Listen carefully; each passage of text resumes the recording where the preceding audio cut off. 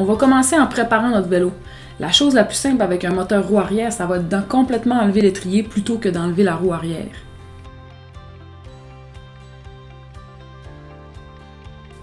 Ensuite, on va enlever les plaquettes de frein.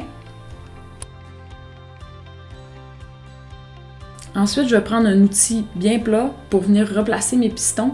Je vais venir forcer pour les remettre en place. Après ça, je vais mettre mon bleed block.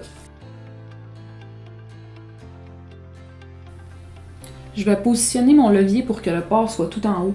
Comme ça, quand je vais ouvrir mon système de freinage, l'huile ne va pas couler.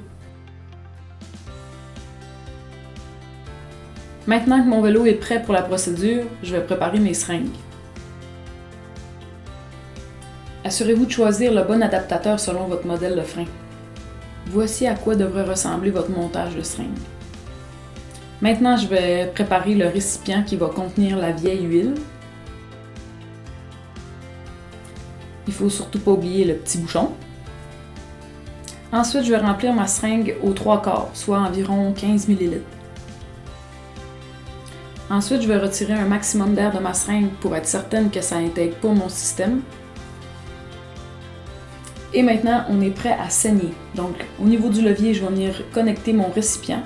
Avec ma T15, je vais ouvrir le système.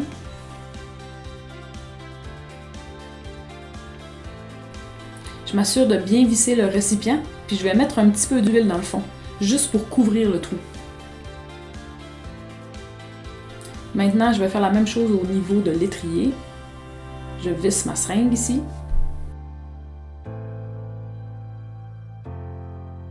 Je vais enlever le petit bouchon du récipient.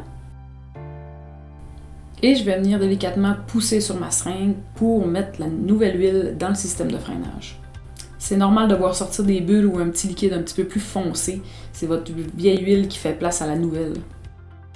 Je laisse un peu de fluide dans ma seringue, je vais venir la pincer. Et là, je vais actionner mon frein pour faire sortir un maximum de bulles. Vous pouvez jouer avec l'angle de votre levier. Je recommande de le faire à 3 positions différentes, puis de taper un petit peu là, délicatement sur la durite. On veut vraiment faire sortir un max de bulles.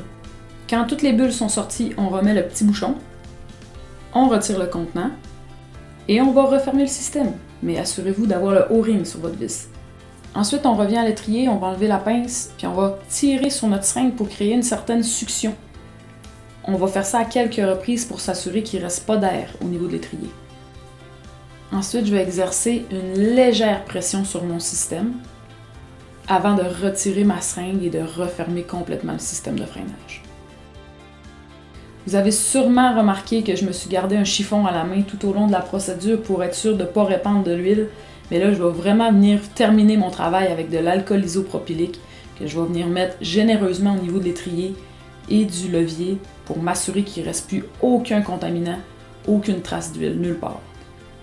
Quand tout est propre, je peux enlever mon bleed block, remettre mes plaquettes de frein.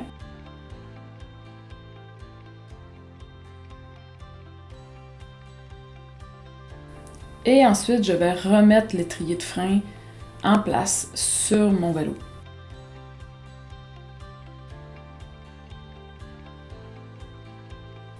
Et tout ce qui va me rester à faire, c'est d'ajuster mon frein. On vous a fait une vidéo là-dessus, n'hésitez pas à cliquer sur le lien qui apparaît à l'écran pour aller la consulter. Pour saigner le frein avant, ça va être beaucoup plus simple pour vous de retirer la roue. Comme ça, vous n'aurez pas à réajuster votre frein après. Mais n'oubliez surtout pas d'enlever les plaquettes pour ne pas les contaminer avec de l'huile.